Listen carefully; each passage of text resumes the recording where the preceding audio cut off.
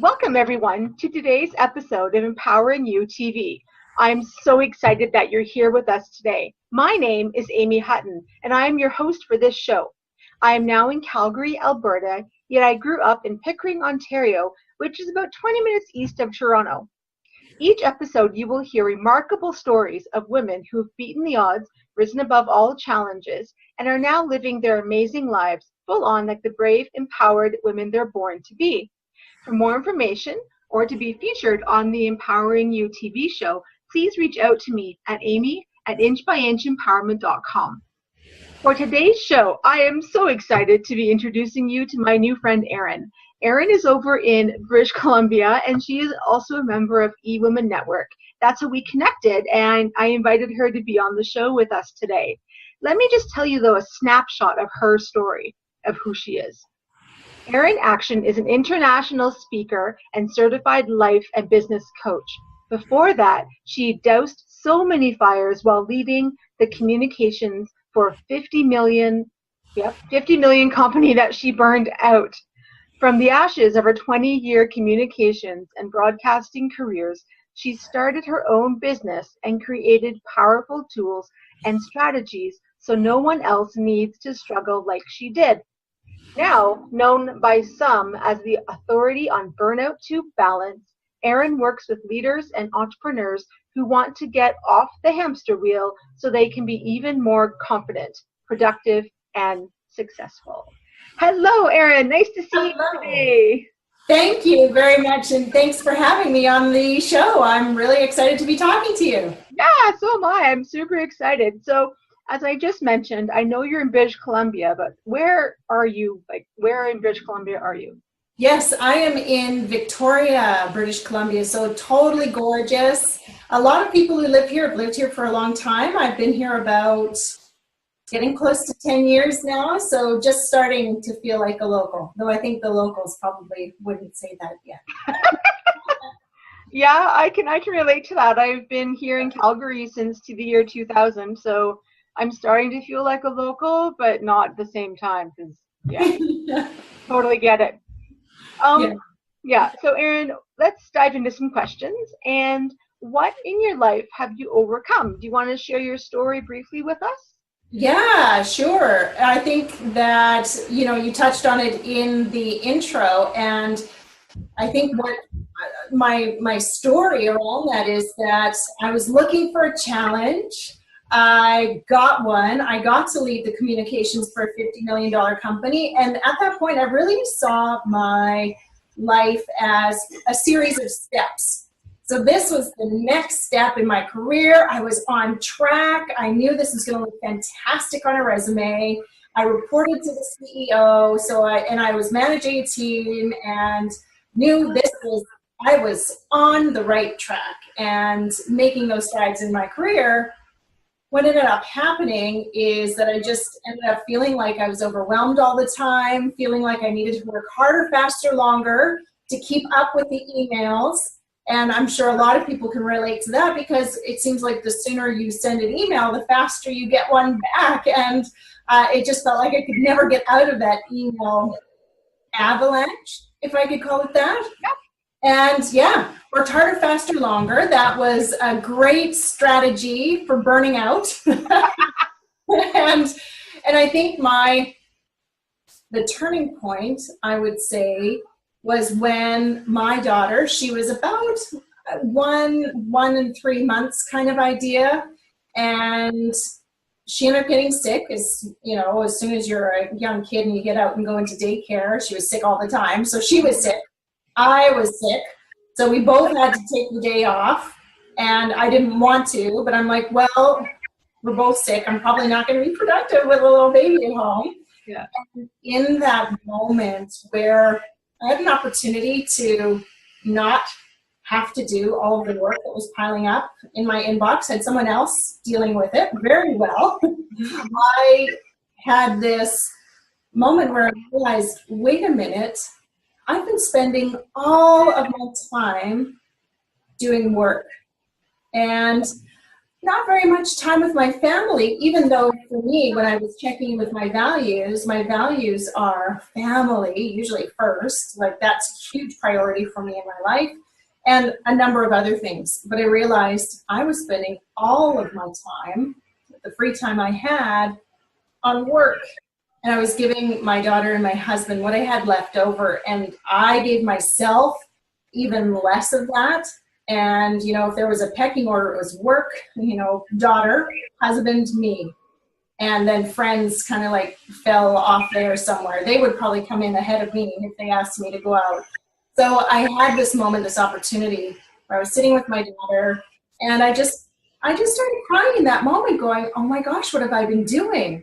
And it was that reflection, that moment where I realized, wait a minute, I've been choosing to put in all of those hours. I've been choosing to really work, and do emails into sometimes past midnight quite frequently. And when I realized that it wasn't, you know, anyone telling me to do those things, I was able to make, well, at that point it was a small mental shift, but I kept practicing. And I got to a point where I was able to get out of burnout. Of course, did a couple of other things along the way, but that was that key moment where I'm sitting there with my baby and she actually wants to be around me. She didn't usually. And yeah, so we got to bond over our sickness, running noses, crying. Aww. Yeah.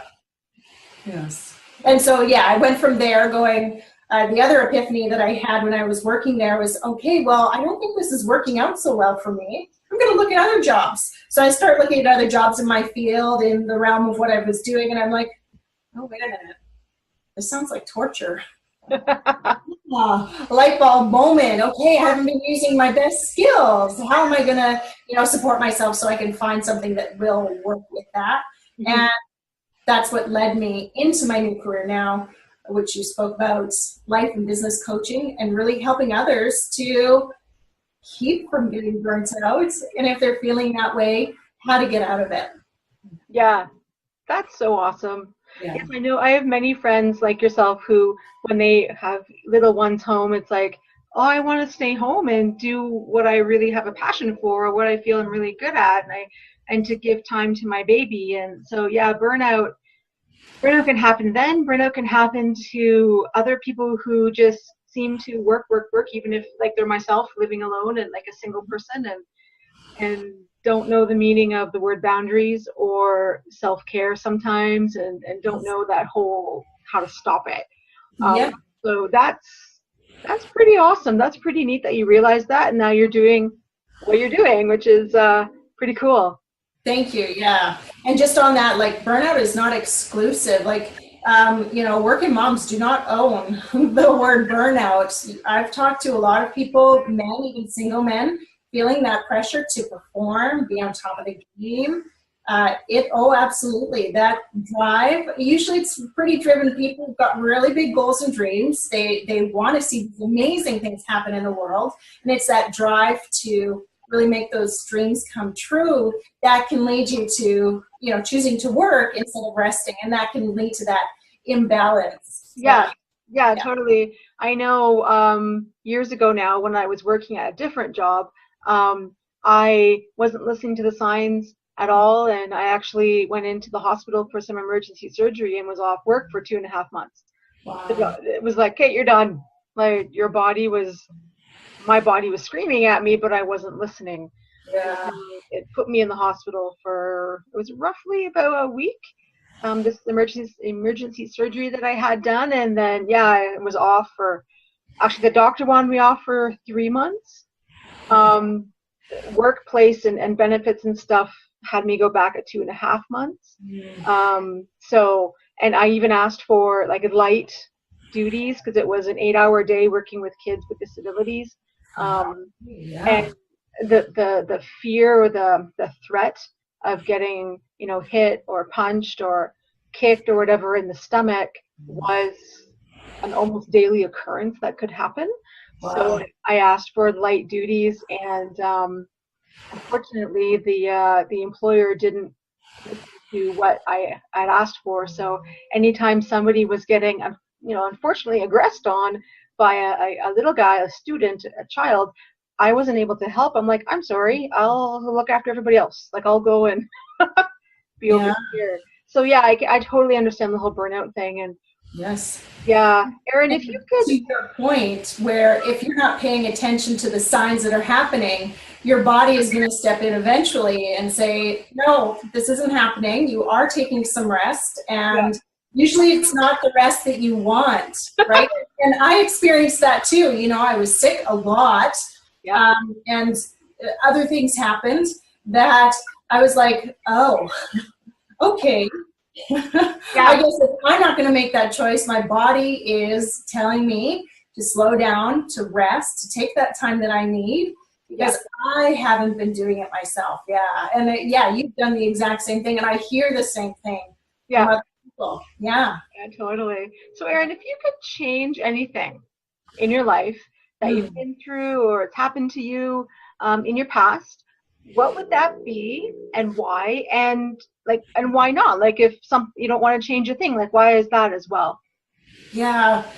Wouldn't it be great to get to a point in your life where you're like, geez, I did everything perfectly? It would be so amazing.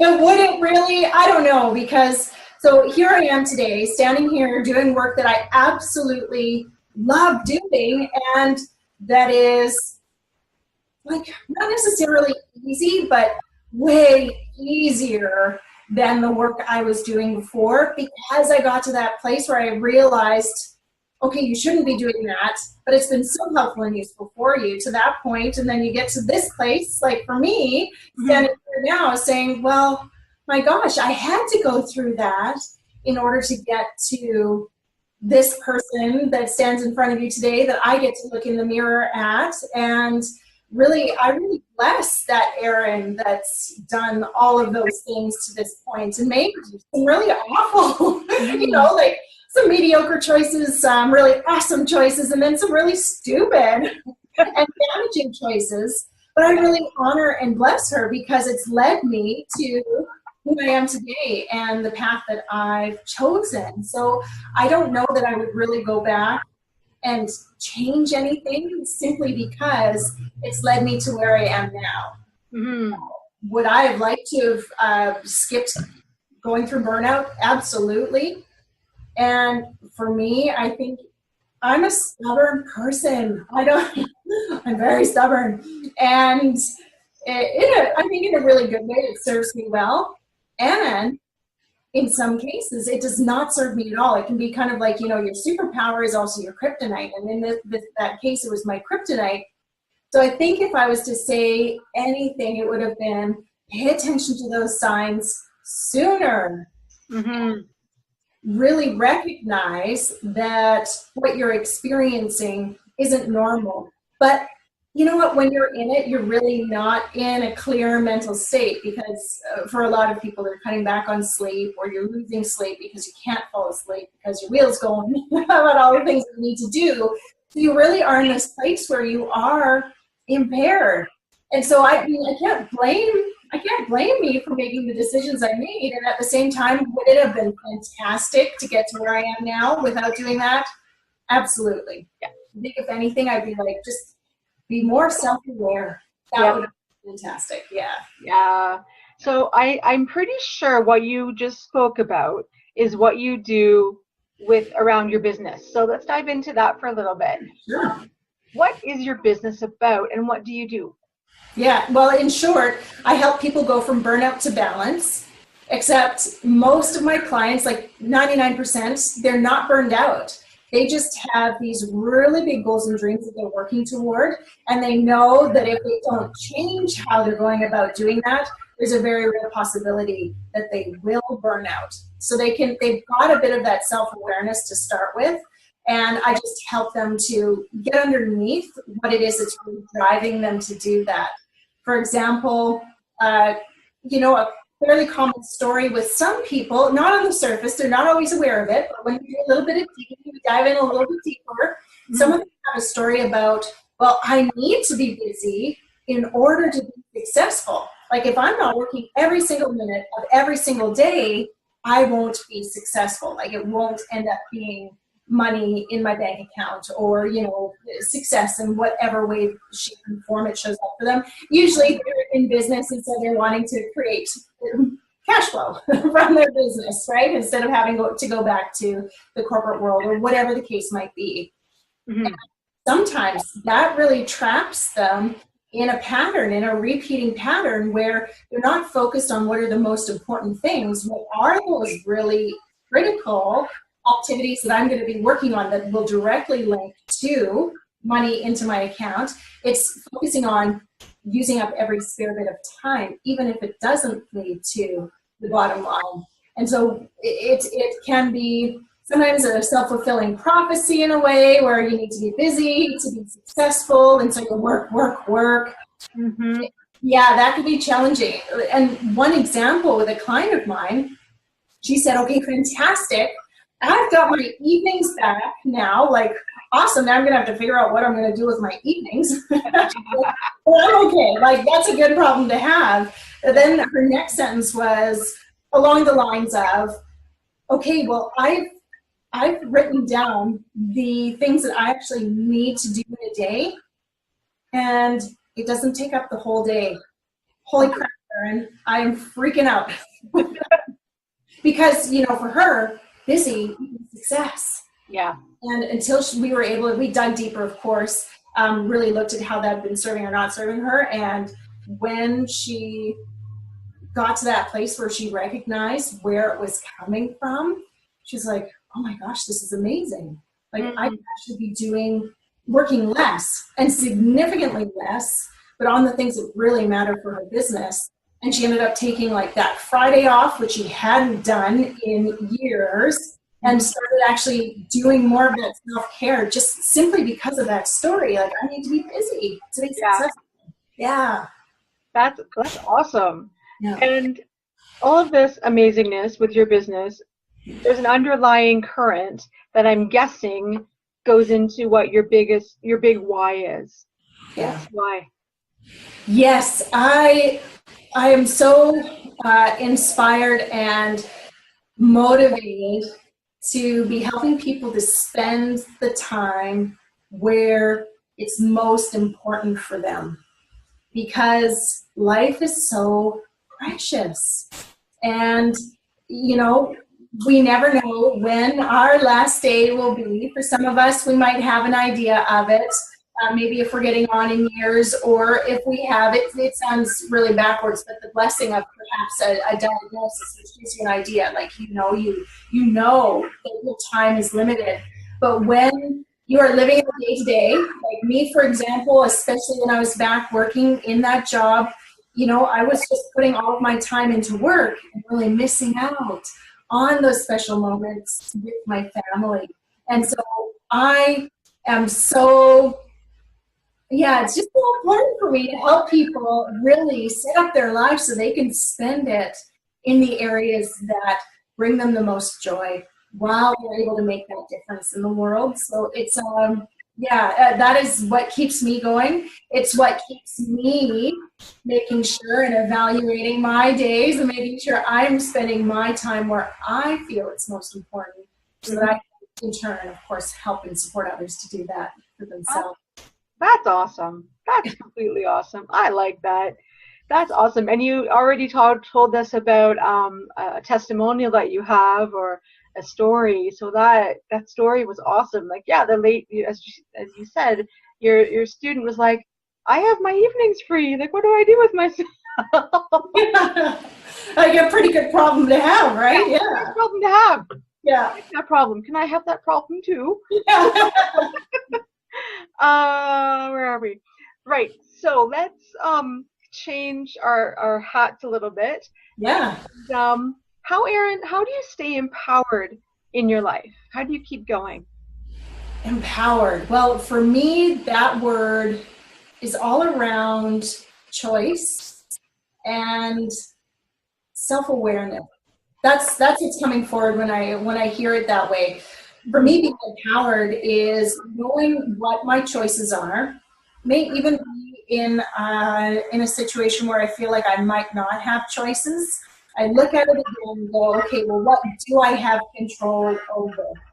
Where are the areas that I can make some choices to support myself and my family in the very best way possible that I can in this moment? So there's that part of it. Excuse me, just spit all over myself. So good.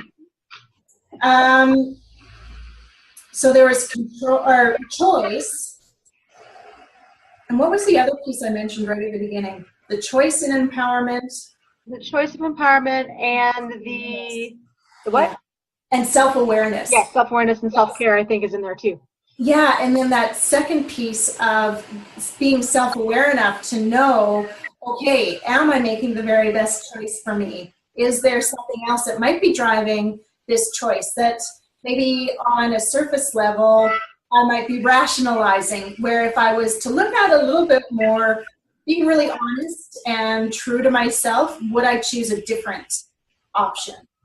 So both of those going hand in hand are what creates something really empowering for me, and it's something that others have, well, I guess something that I've observed more in others, of course, given the work that I do. Yeah, totally.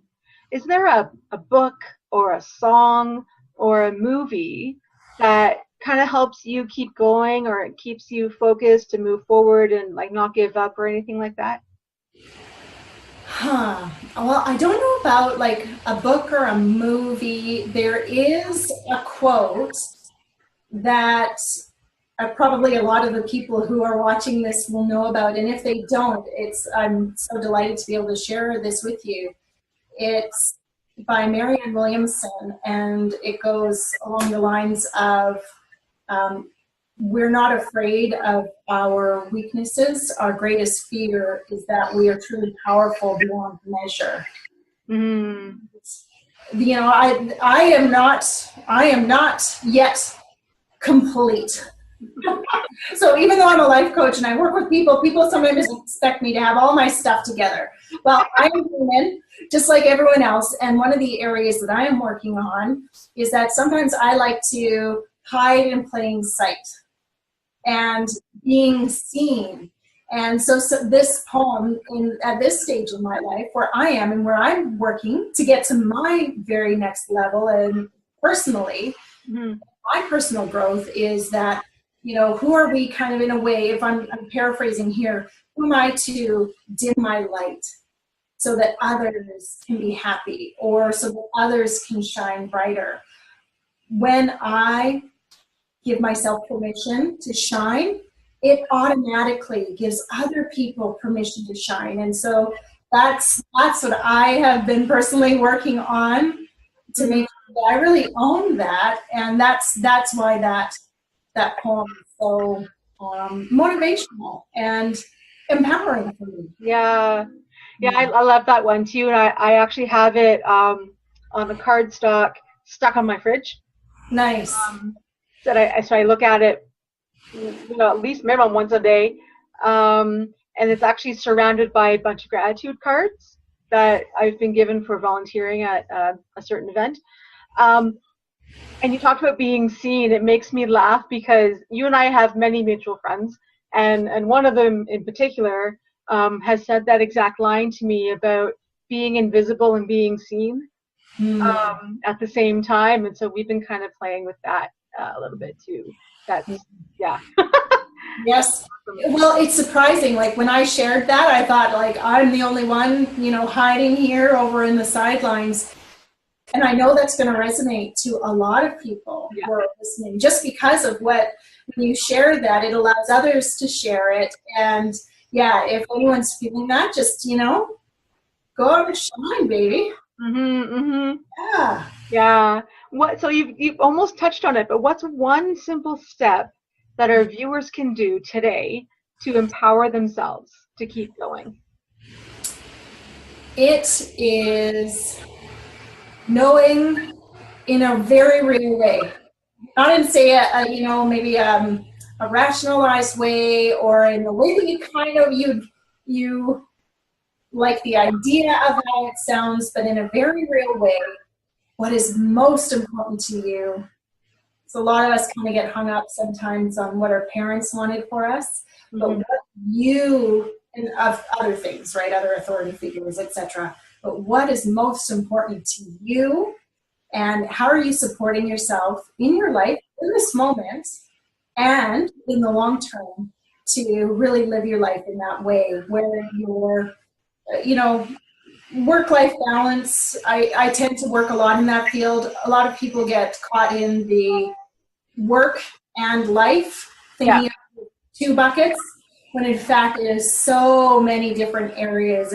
Your life can be so enriched when you sit and think, okay, well, what are all of those areas that are really important to me? Yes. Yeah, that's awesome. Yeah. Now, Erin, what is a message you would want to tell the next generation of girls about empowering themselves? So, for example, if you could go back in time and tell your 11-year-old self something, what would that be? Yes. Well, I get a constant reminder of what I was like as a little girl, because my daughter, who is now 6, ended up being almost a mini me. And so I reflect on this quite a bit. Like, what are those empowering messages I want to be sharing with my daughter in this moment? Yeah. Because when I was a little girl, I was pretty timid and very tentative. Like, I had a really good built-in safety button, which probably made it easier for my parents to raise me than, say, my brother, who would be like, jumping off of cliffs and so on.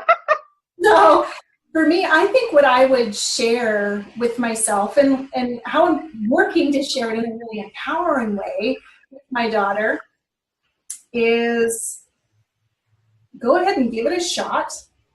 Sometimes I'd stop. I wouldn't do something because I was afraid. Just give it a shot anyway. You might fall. You might, might look kind of silly while you do it, but at least give it a shot and see how it goes. Yeah, that's a good one. I don't think I've heard that one yet, actually. You're the 12th guest on the show, and I don't think I've heard that one yet. So that's a good one. That's a new one. Yeah. Yeah.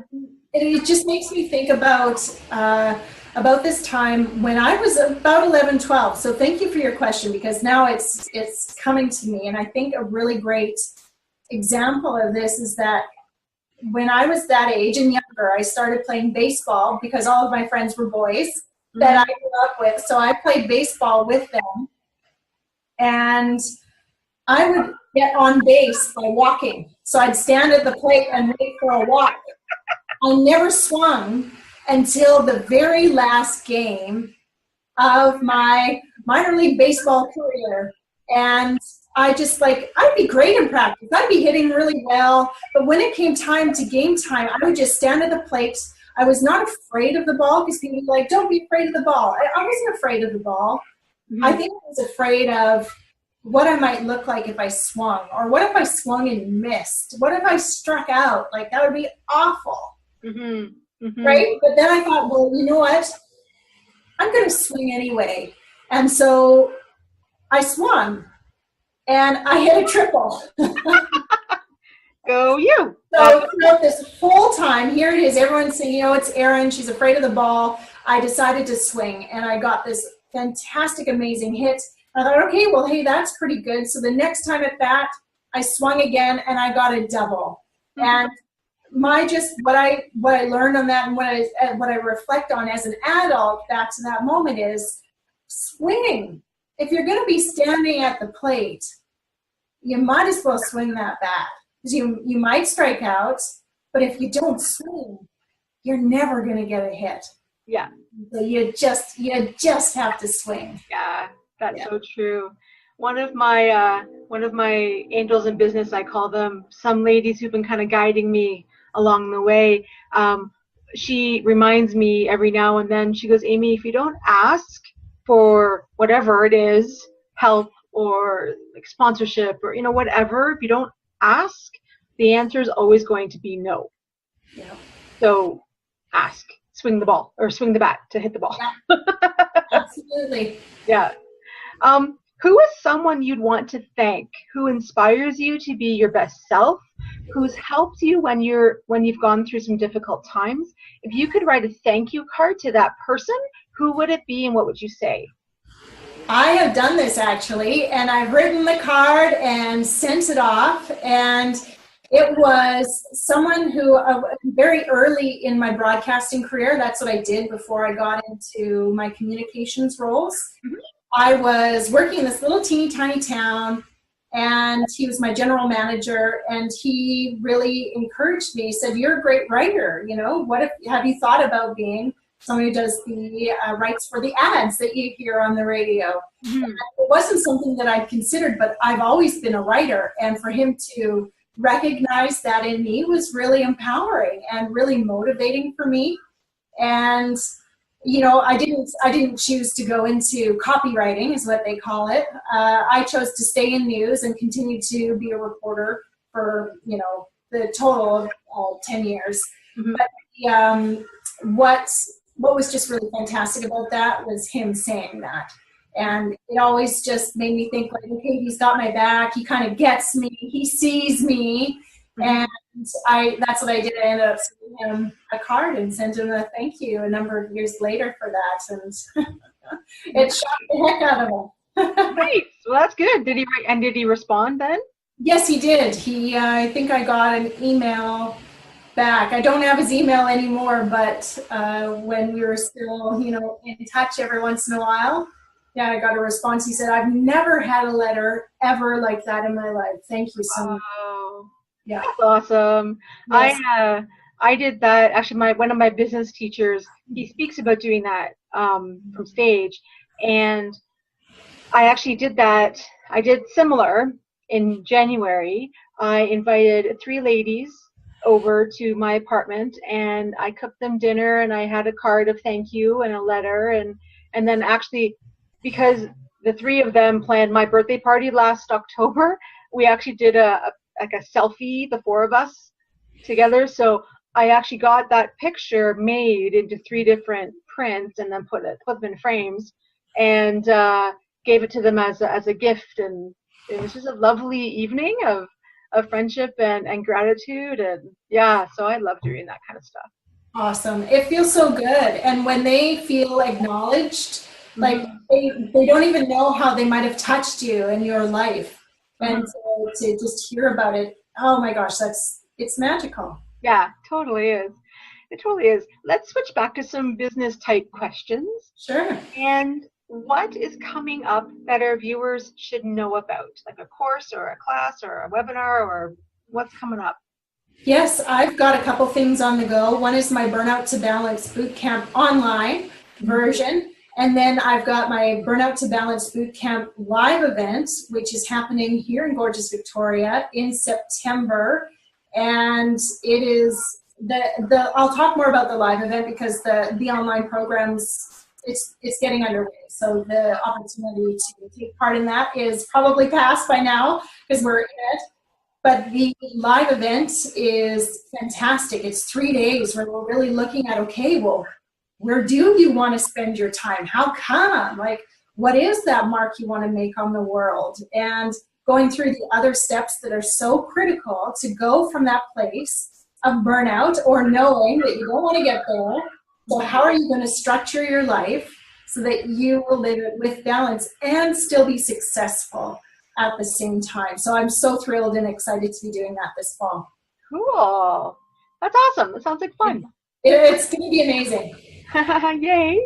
And Erin, what's next? Or what's, like, if you could set another intention for yourself that you have, like another goal, another big thing you want to do, what's that next big thing?